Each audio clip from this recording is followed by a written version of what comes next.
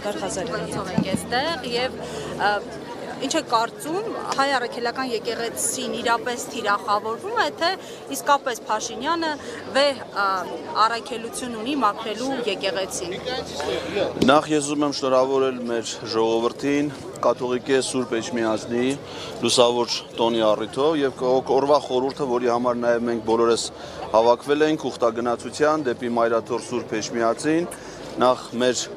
աղոթքը մեր օրհնությունը ստանալու մեր սիրելի եկեղեցուց եւ նաեւ մեր զորակցությունը հայտնելու ամենայն հայոց կաթողիկոսին եւ մեր հոգեվոր հայրերին եւ առհասարակ հայաստանյաց առաքելական Սուրբ եկեղեցուն։ Ես կարծում եմ, որ հատկապես այս տարին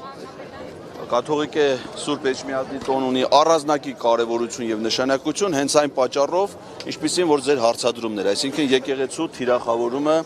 ադրբեջանաթուրքական ռեժիմի կողմից, նրանց կողմից, ում համար տոնը ոչ թե առաքելական եկեղեցու տոներն են, ոչ թե մեր Մայր Աթոռի տոնն է, այլ Կուրբան Բայրամը։ Եվ այդ Կուրբան Բայրամ տոնողների կողմից մեր եկեղեցին թիրախավորելը, մեր ժողովրդի դեմ պայքարը հենց ցույց է տալիս մեր ժողովրդի պատասխան ռեակցիան, որ մենք պատրաստ չենք ընկրկելու եւ միշտ կանգնելու ենք մեր հայրենիքում, մեր հողի վրա եւ պաշտպանելու ենք մեր բոլոր թանկ ու նվիրական արժեքները, այդ թվում եւ հայաստանյաց առաքելական Սուրբ եկեղեցին եւ նվիրական Մայր Աթոռը։ Փաշինյանը նաեւ նշել է, որ ով կանգնի իր դիմաց, բոլորին լրացնելու է, ասում է ակտիվացել են, պետք է пассивացնել, ընդ որում ընդմիշտը։ Սա ինչպես կմեկնաբանեք եւ ինչպես եք պայքարելու նրա դեմ։ Ճիշտ ասած, մի քանի օր, 2 օր առաջ իր դիմաց կանգնած էր Ռեջեփ Թայիփ Էրդողանը։ Ես չգիտեմ իրան ինքը լրացրել է թե չի լրացրել եւ ինչ վերաբերմունք է ինքը ունեցել, լիզել է արդյոք նրա կոշիկները թե չէ, որովհետեւ իր պատկերացրած դիվանագիտությունը դա կոշիկ լիզելով է արտահայտվում, բայց Նիկոլ Փաշինյանը չի, որ մեր ժողովրդի անունից պետք է որոշումներ կայացնի, նա այդ իրավունքը չունի, նա մեր ժողովրդի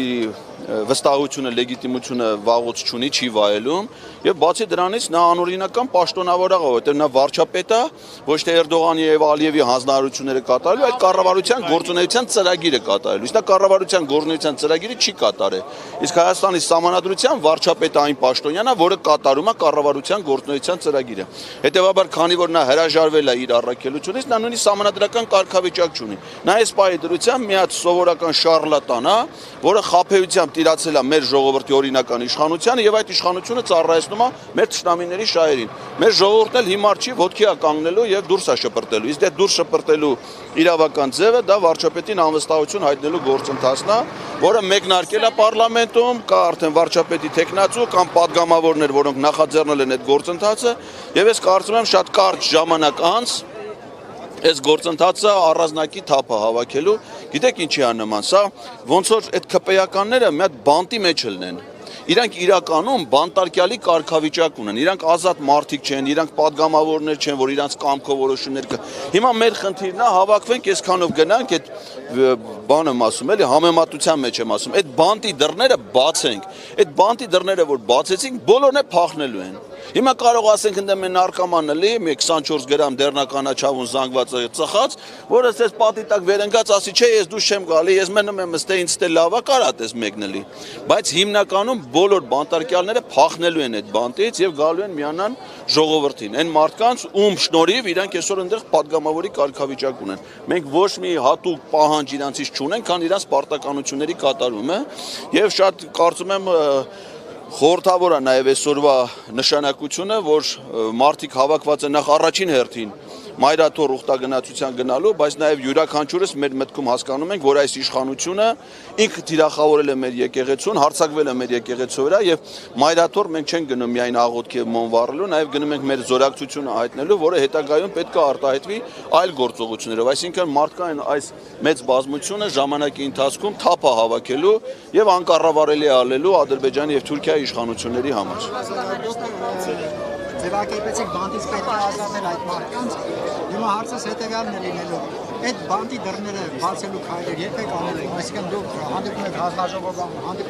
հանձնաժողովների անդամների, որոնց ես չեն ընդունում, Դե փակա բանտի դուռը չեմ կարում Առանձին ամեն մի պատգամավորի առանձին հանդիպելու նախաձեռնություններ պետք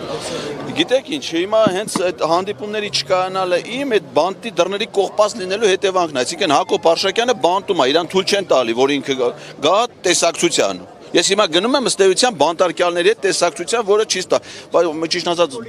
չէ, դատարկ ձեռով եմ գնում, կարող է դա համար չի լինել, բայց չգիտեմ, հաջորդ անգամ մի բան կտանեմ։ Բայց հիմա հենց այդ բանտարկյալ լինելու խորհուրդն է իրանց։ Հիմա երբ որ այդ բանտի դռները բացվի, նրանք բոլորը ազատություն են ստանալու։ Իսկ այդ բանտի դռները բացվելու է, մեր ժողովուրդը կարծում եմ դրա կարողություն ունի։ Բացելու համար դուք ինչ քայլ եք անում, առանձին երաշխիք։ Չէ, ես կարծում եմ, որ մենակով ինչ դժվար է լինելու այդ դուռը բացել։ Պետք է այն Հրանտ Մաթևոսյանի ասած 20 հոգով։ Հասկանալի։ Շնորհակալություն։ Պարոն Համբարձումյան։